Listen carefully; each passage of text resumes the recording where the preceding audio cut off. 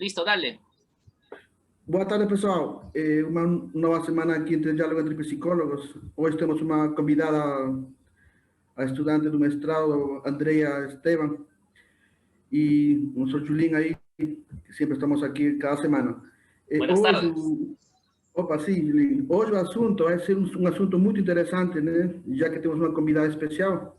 O assunto vai ficar assim, talvez a segurança alimentar vista de um enfoque antropológico e como isso talvez afeta na saúde mental das famílias, que é um assunto muito interessante para nós, tanto como psicólogos, que a gente vê a parte da saúde mental e a parte antropológica, de como tem essa evolução que se está dando, né, nessa insegurança alimentar, que agora a nossa colega vai comentar um pouco. Tá bom? Boa tarde, Andrea. Boa tarde, Julinho. Buenas Olá, tardes, boa César. tarde. ¿Cómo Boa están? tarde, A todos. Boa tarde a todos, todas. ¿Qué tal, Andrea? Buenas tardes. Buenas tardes.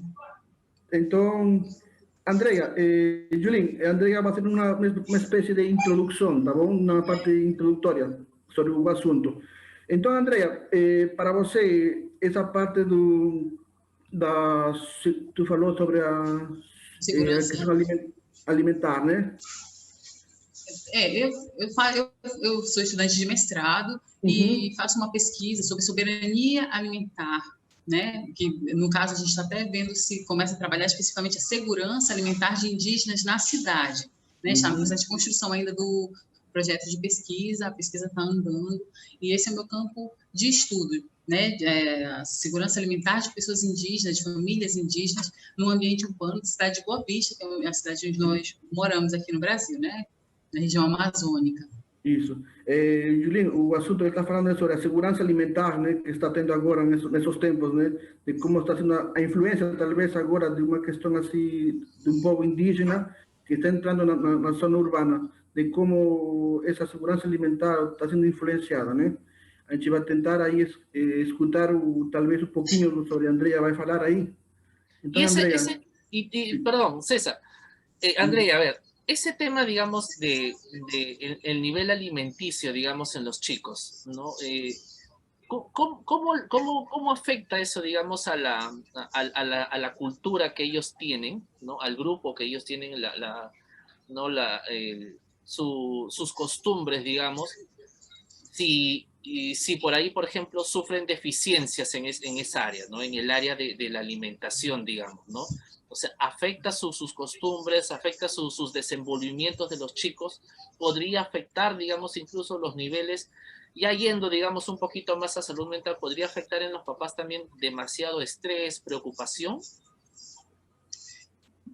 Sim, tem duas questões que são bem importantes a partir da tua pergunta, né?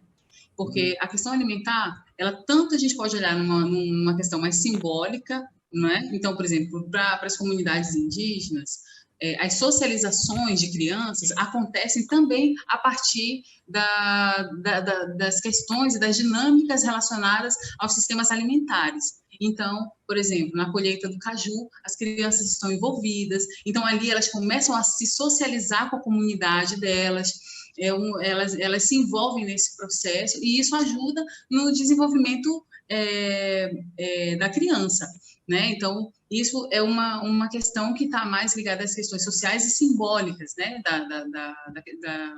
Do campo da segurança alimentar. Mas a gente também pode pensar em questões bem concretas, bem objetivas, que tem a ver com, por exemplo, o fato do Brasil estar retornando, né, paulatinamente aí, né, nos últimos 5 anos, para o mapa da fome, né? Então isso já é uma outra questão, a questão material que se impõe sobre as famílias, especialmente famílias indígenas e famílias negras, né, no Brasil, que se impõe sobre elas, fazendo com que, obviamente, quem vive em insegurança alimentar, que não tem a certeza de que terá comida amanhã ou hoje para sua família e para si, não vive feliz e seguro emocionalmente, né? Você vive inconstante, né? Você pode entrar em estado de depressão, você pode desenvolver, e explora as questões nutricionais mesmo, né? Você não vai ter como nutrir seu corpo, né? São seres biológicos, e nos alimentar é fundamental, né? Para estarmos vivos. Então, tem tanto essa questão de socialização, quanto uma questão muito concreta e material, né? Que é de ter acesso ao alimento e as possibilidades reais de produzir, especialmente com relação aos povos indígenas, né, que a alimentação tem uma questão muito forte, né, relacionada ao território, né, ter o território, ter suas terras, garante a eles a possibilidade de existência plena, real, porque os sistemas alimentares deles são diferenciados, não é de como quem mora na cidade. Eu, na cidade, para me alimentar, eu vou à feira, vou ao mercado e compro o alimento. Meu sistema alimentar está vinculado ao sistema capitalista, né? A forma como o alimento como o alimento é distribuído dentro da nossa sociedade, né, ocidental, capitalista. Mas para as comunidades indígenas, para quem mora numa comunidade indígena, é outro sistema, né? A questão do plantio, as crianças se envolvem, as mulheres têm um papel, os homens têm um outro papel. Então, são questões muito específicas que precisam ser respeitadas, né? E quando alguma coisa acontece que desrespeita a esses sistemas, obviamente que isso também traz consequências emocionais, né, para essas famílias, para essas pessoas. Tá certo, Julien, vou tentar um pouquinho explicar, tá? Julien, ela começou falando sobre o desenvolvimento geral, né? De como as crianças, por exemplo, elas têm um meio de socialização, de como elas se estão socializando. Por exemplo, ela colocou um exemplo sobre a colheita do caju. É uma forma de juntar todas as crianças numa só árvore, por exemplo, aí, e tentar intervir, tentar tipo assim, centrar com as crianças, se envolver no desenvolvimento, ser mais social. Isso que a cultura indígena se socializa. Também tem a parte do plantio, por exemplo, cada pessoa tem sua própria função dentro do momento de coletar alimento. Por exemplo, a mulher faz uma atividade, o homem faz outra atividade. Aí dentro dessas atividades, as pessoas se socializam, tem a socialização. E ela comentou também sobre a volta do Brasil, faz 5 anos atrás, que está entrando a questão da fome, do alimento, que não está chegando o alimento para certas comunidades, para certos lugares, que está entrando talvez a falta de alimentos num só lugar, né? Aí ela também colocou sobre a questão de indígenas, das pessoas negras, que também estão sofrendo por isso, né? A fome, né? Aí ela colocou sobre essa insegurança alimentar, Julien, que nos leva talvez a entrar, no caso, as pessoas com depressão, com ansiedade, a nutrição, a falta talvez de nutrientes nas crianças, nos adolescentes, que não está tendo. Porque por causa da fome, né, que não está tendo isso daí. Já como nós que moramos na cidade, na zona urbana, nós temos mais acesso, temos mais facilidade de nós ir no supermercado, de nós ir comprar alguma coisa, e já talvez na área indígena, talvez não tenha essa facilidade. E por isso talvez que as crianças ou adolescentes sofram com que não tem essa segurança alimentar, né? Que nos leva a uma questão emocionais, talvez uma depressão, uma ansiedade, que estão talvez, como ela colocou, né? Que a diferença que temos a questão urbana e a questão da área indígena, né? Y César, bueno, Andrea, en realidad para ti, y esto en los niños, o sea, los niños que están ya mal alimentados, los niños que tienen la información de sus papás que no hay alimento, no llega, digamos, ¿qué les puede producir a nivel social a ellos, ¿no? Cultural. Andrea, ¿deu para entender aí um pouquinho? Sim, deu para entender. Tem diversas consequências, porque imagina, né, falando especificamente de comunidades indígenas, né, até me repetindo, a questão dos processos alimentares, dos sistemas alimentares das comunidades indígenas, é onde essas socializações acontecem, né, onde os processos de socialização acontecem. Mas quando, por exemplo, o indígena está na cidade, né, porque a gente fala que os povos indígenas às vezes estão nas suas áreas, quanto na cidade, né? Eles vivem nesses dois espaços. E quando eles estão na cidade, obviamente que a forma de socialização não pode se dar da mesma maneira de quando se está na sua área. E isso atrapalha, sim, o processo de socialização. Ou serão outros processos de socialização muito diversos daquele que se dá quando está na área, né? Porque, por exemplo, se a socialização se dá na colheita do caju, na cidade isso já não acontece, né? Porque o calendário ecológico é outro. O calendário ecológico de quem está numa comunidade indígena é um, e o calendário ecológico de quem está na cidade, mesmo ele sendo indígena, vai se estabelecer de uma outra maneira. E a gente daí pode subentender, né, que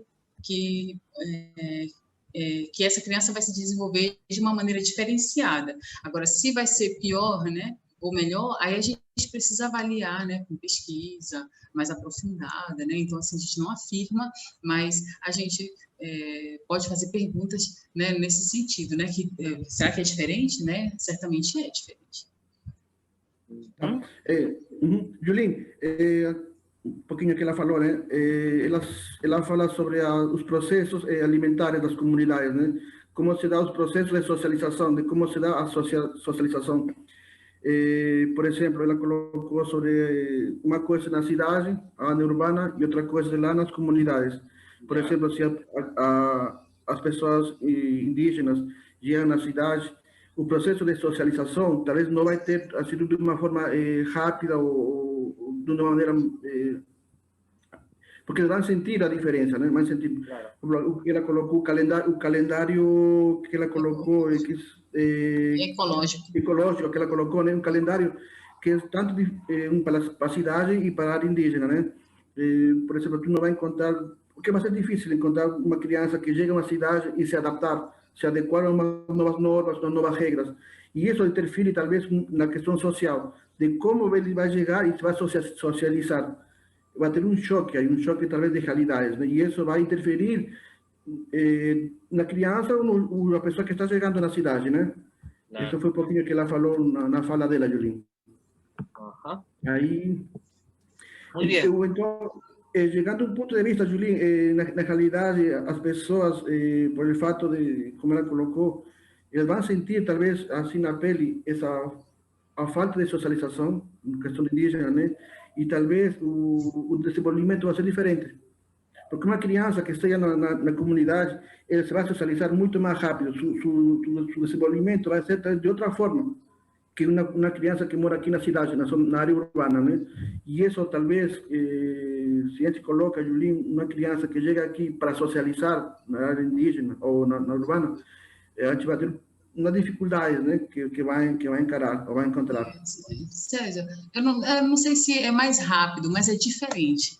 Entende? São processos de socialização que são diferentes, claro, são diversos, claro, né? Mais rápido eu não diría, ¿no?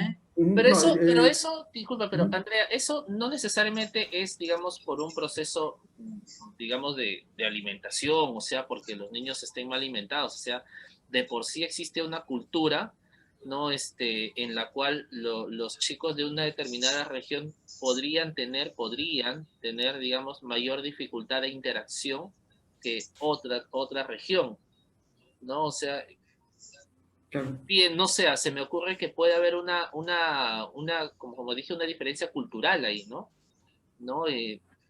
¿Basada en qué podría estar eso?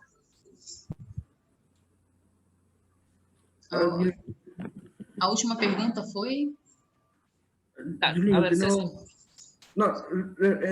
faz de novo outra pergunta, Julinho. De novo. Ya. Lo que decía era que en realidad pues tiene que ver con la diferencia cultural de cada sector, ¿no? O sea, la diferencia cultural, digamos, que tenemos acá, la diferencia cultural que tienen allá, la diferencia cultural que existe en la selva, en la sierra, ¿no? En la región urbana, o sea, ¿por qué esas diferencias culturales, digamos, podrían hacer que para algunas personas su nivel de interacción sea mucho mayor que en otras?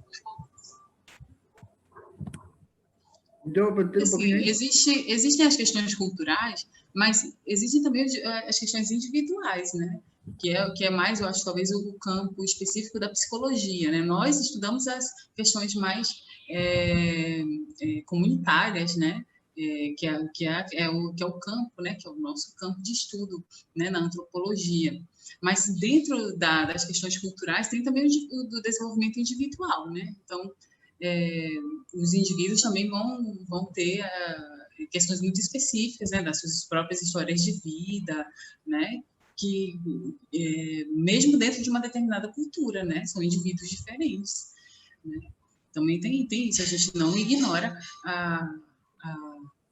as peculiaridades, né, de cada indivíduo também, né? Acho que é isso. Ela está falando que vai ter a diferença cultural, né? Que sempre vai ter as diferenças culturais. O que vai diferenciar, talvez, o sistema individual de cada pessoa, né? De como se vai adaptar, né? Se vai adequar a uma nova realidade. Mas é isso, né? Eu queria fazer uma pergunta, Andrea. Estava falando aqui, essa segurança alimentar, desde um ponto de vista assim, antropológico, tu como percebe assim, talvez essa evolução nas crianças? Se tem não tem um bom desenvolvimento, estão ficando atrás, por exemplo, o alimento é tão importante para que a criança consiga aprender nas escolas, por exemplo.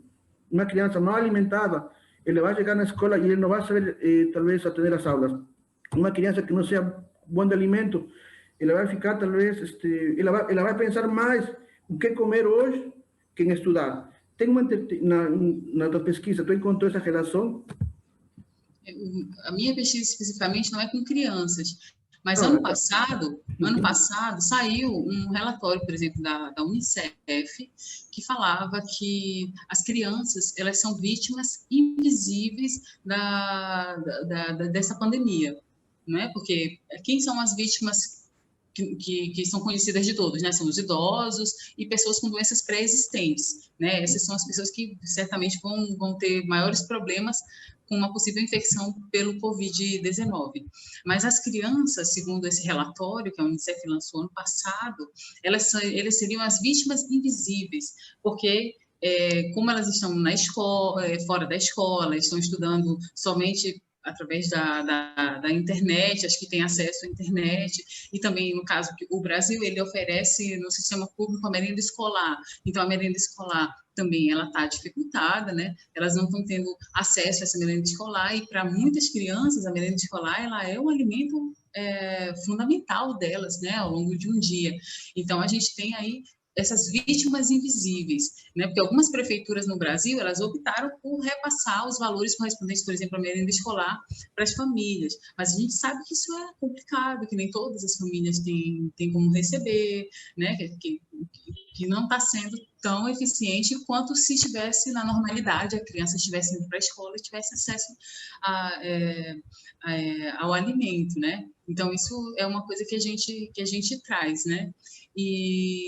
E, bem, aí a gente, dialogando com o campo da nutrição, que não é antropologia, a gente sabe que uma pessoa que lhe faltam nutrientes, ela não vai se desenvolver da mesma maneira, né, tendo concentração e tal, que uma pessoa que teve todos os nutrientes diários, né, estabelecidos aí pela OMS, enfim.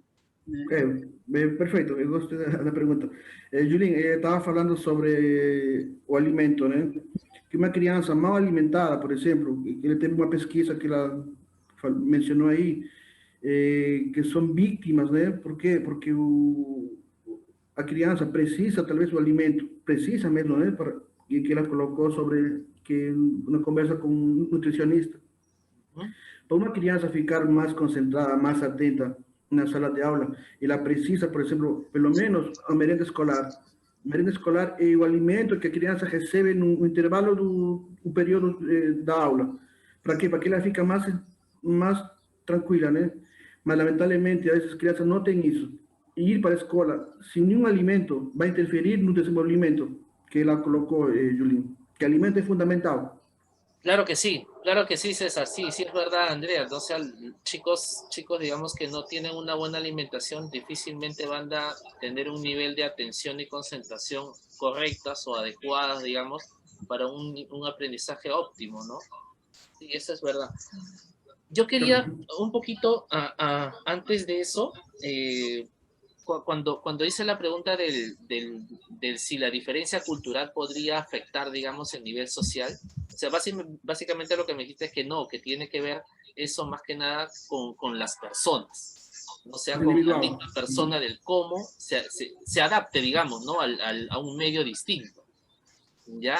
Entonces, digamos que no es que, a ver, lo pongo así, si un niño, digamos, vive, digamos, en una chocita, a ver César, tú me ayudas con esto después, ¿ya? Una chocita, una casita rústica, ¿ya? O sea, no es que tenga menos oportunidad social que otro niño que probablemente tenga una mejor condición, digamos, urbanística, llamemos así, ¿no? ¿No? Entonces, no quiere decir eso, o sí podría mermar, digamos, ¿no? O sea, hablando, claro, en el aspecto emocional, ¿no? De su seguridad, ¿podría pasar eso? A ver, ayúdame, César, un poco. Eu para entender um pouquinho aí, Andrea, porque ele está falando sobre a criança que não tem condições, por exemplo, uma criança que mora um lugar longe da cidade e outra criança ou adolescente que mora na cidade. Se talvez, se já tem se existe ou não uma relação, por exemplo, quem mora num lugar afastado e quem mora na capital, se o processo de socialização vai ser diferente, sim ou não. Tem diferença? Obviamente que quem mora no campo, quem mora na cidade, né, quem está numa terra indígena, quem está na cidade, no ambiente urbano, são vivências totalmente diferentes, né? Mas, assim, as questões culturais, elas também são importantes, porque ele falou algo que me deixou preocupada, eu acho que foi um problema com relação à tradução. Mas eu perdi, eu acho que a pergunta específica, César. Porque ele fez uma pergunta específica, não foi exatamente essa questão das diferenças entre campo e cidade. Eu acho que teve alguma outra coisa. Menciona o final da pergunta, Julinho. Ya, mira, o sea, básicamente es esto, sí. El punto al que Andrea tú llegaste fue que no necesariamente la diferencia cultural afecta, digamos, el nivel social de la persona, o sea, no necesariamente, digamos, para interactuar, ¿no? Para socializar. Entonces, si eso lo hablamos en personas adultas, en los niños, digamos, sus diferencias culturales podrían afectar ese nivel social o no necesariamente tendrían que hacerlo. Deu para ter aí a diferença cultural das crianças? A diferença cultural mais com relação mais dentro de uma determinada cultura mesmo? Claro, tanto da cidade como do interior, assim, diferenças culturais nas crianças. Bem, é claro que tem, né? Agora, por exemplo, está vivendo essa questão da migração, né, de venezuelanos, por exemplo, para cá, né? Também é uma cultura diferente, não é uma cultura indígena, mas é uma cultura também diferente que está vindo com outro país, né? Então ela vem com seus costumes, né? Suas alimentações específicas, né? Suas danças, tudo, né? Tudo relacionado à sua língua, né? Que é diferente do que a gente tem no Brasil, e é óbvio que eles vão ter algumas dificuldades de adaptação, né? E a gente está vendo isso aí, né? Nas escolas, as crianças estão tendo dificuldade com relação à diferença da língua, né? Então tem obviamente diferenças, né? Nesse processo de adaptação, mas é bem claro, né? Independente até do olhar antropológico, né? Julien, ela está colocando que sim tem diferença cultural, né? Ela colocou agora o exemplo da imigração venezuelana que está chegando aqui no Brasil. Estão chegando com novas culturas, costumes, gêneros, vestimenta, dança, que também para se adaptarem aqui é um processo de adaptação que sim tem a ver uma diferença culturalmente, né? Que vai interferir talvez no desenvolvimento das pessoas. Ya, o sea, digamos así, de acuerdo a las costumbres, entonces. Claro, las costumbres, creencias, claro, que vas... Podrían, digamos, ser un factor importante, ¿no? Porque, a ver, en general, muchas de las intervenciones que hacemos, ¿no? Como terapeutas, nos basamos únicamente en la persona, ¿no? Y muy poco muy poco le damos a veces importancia justamente al nivel cultural que tenga, ¿no? Entonces, y ese nivel cultural a veces nos restringe un poco cuando queremos avanzar más, porque quizás las reglas, los establecimientos de normas no son las mismas a las que están acostumbrados, digamos, ¿no? Por su proceso cultural, ¿no? Entonces, ¿no? Entonces, que bueno, sí tienen que ver muchas de estas cosas, ¿no? El qué música escucha, el qué danza, qué comida, ¿no? Cómo hacen el desayuno, cómo es que almuerzan, ¿no? O sea, les puedo decir, sí, en el almuerzo tienen que estar acá, ah, no, pero nosotros tenemos esta costumbre, digamos, ¿no? Entonces, Claro. sí es importante conocer eso, entonces, ¿no? Claro, Sim, isso com ajuda certeza, bastante. assim, como antropólogo, né, a gente, assim, eu diria para um psicólogo que tivesse, assim, muita sensibilidade com relação às diferenças culturais de cada povo, né? Se você se propõe a fazer um atendimento psicológico com uma pessoa de uma determinada etnia ou de um outro país que não seja o seu, né, do seu grupo étnico, né, que você tenha, assim, essa sensibilidade de perceber essas diferenças culturais para poder fazer um atendimento individual, mas compreendendo que essa pessoa ela vem de uma experiência cultural diversa da sua, né? Então é a experiência que a gente chama de alteridade, né? Essa experiência de alteridade, de compreender essa diferença cultural e acolher, né? No acompanhamento psicológico, né? Porque aí vem também as histórias individuais de cada um. Né, que aí um psicólogo pode ajudar brilhantemente, especialmente se ele tiver sensibilidade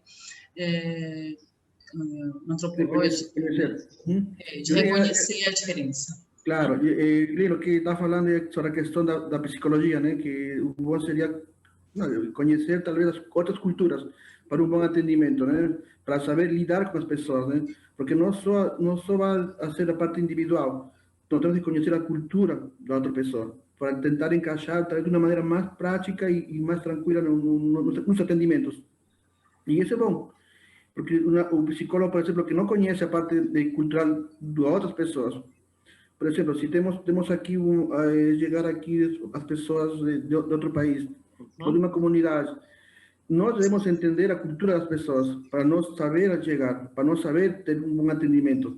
Não adianta, por exemplo, ele chegar, não, eu vou actuar do meu jeito, como eu penso, mas na realidade tu está impondo talvez e não está tentando saber chegar na outra cultura. E por isso que a gente estava colocando que sim existem diferenças individuais e culturais. Está tendo. Então, o certo seria, como eu sempre falo, Julin, ser empático.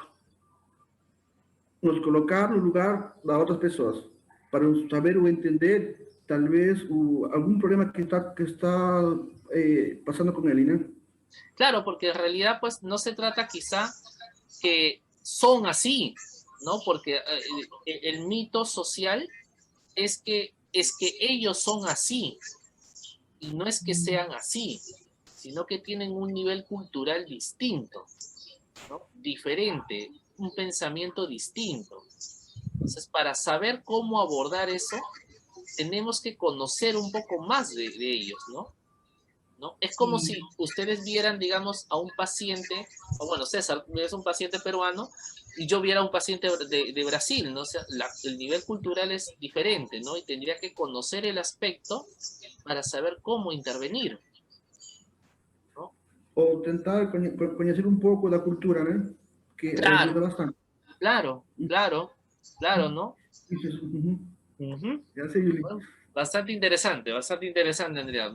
Nos despeja un poco más justamente para todos los que vemos, bueno, y en este tiempo muchos de nosotros como terapeutas estamos viendo chicos de otros lugares, ya no solamente de donde siempre nos ubicábamos, ¿no? Podemos ver chicos ya en otra región, en otro país quizá.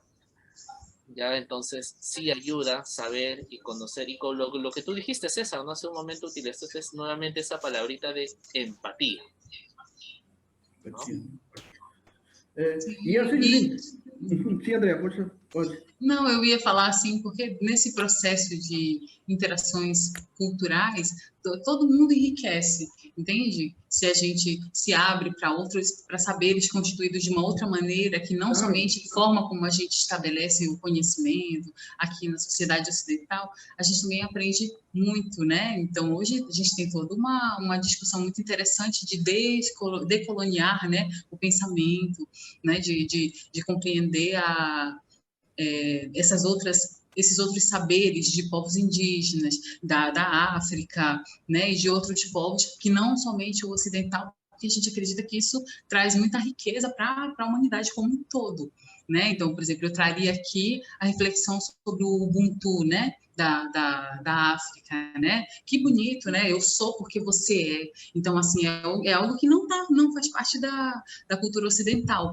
Mas se eu começo a pensar a estabelecer as minhas relações a partir desse pensamento de que eu sou porque você é, então a minha relação ela vai ser, como você, utilizando a palavra, vai ser muito empática, muito respeitosa com esse outro. Porque se algo lhe falta, se você passa fome, por exemplo, isso também me toca. Isso, eu não sou indiferente a isso porque eu tenho alimento, né? Mas eu sou também, porque eu sinto fome também porque você está sentindo. Então, é uma experiência de uma relação com o outro diferenciada a partir de um saber que não é ocidental, né? Que vem de um outro povo, né? Então, o bem viver também, né? Dos povos indígenas, que bonito. Então, assim, eu acho também nessa questão da interação cultural, a gente cresce muito como indivíduo, entende? Eu que sou um indivíduo que vivo no Ocidente, eu cresço muito nesse processo de interação com outros saberes que não sejam ocidentais, né? Me desenvolvo de uma maneira muito, muito bonita, né?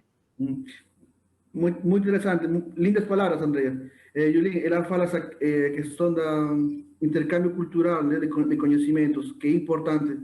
Claro, ela tem um conhecimento, talvez, na área indígena, meu conhecimento, por exemplo, na área especial, do conhecimento da parte comportamental, como terapeuta. E isso faz que nós, talvez, fiquemos mais ricos em conhecimento, que o conhecimento está para ser compartilhado. O que a gente faz aqui, no diálogo entre psicólogos, essa troca de conhecimentos, é uma porta assim, talvez simples, básicas, mas que nos ajuda, talvez, para chegar às pessoas que precisam de algum conselho, que precisam, talvez, de algumas dicas de o que fazer, de o que não fazer, de como vou atuar, e para que vou atuar. Esse intercâmbio aqui que estamos tendo aqui de conhecimentos é muito enriquecedor, é muito interessante, né? E vou tomar a palavra da Andrea, que a gente vai convidar de novo ela para outra situação, já com um tempo mais prolongado de 1 hora e meia, que aí vai ter talvez participantes tanto aqui do Brasil como do Peru, e vai ser um intercâmbio maior, tá bom? Muy bien. Então é isso, Andrea. Listo. Então, sim, Andrea, muito obrigado, Andrea, muito obrigado, Yulin. Então, a semana que vem, e obrigado, Andrea, por aceitar o convite. Muito obrigada, muchas gracias. Muchísimas gracias, Andrea, por tu presencia. Listo, César. Gracias. Nos estamos viendo entonces. Cuídense mucho. Chao, Andrea. Buenas tardes. Gracias también. Gracias a todos. Gracias, señores. Buenas tardes con todos. Nos estamos viendo hasta la otra semana.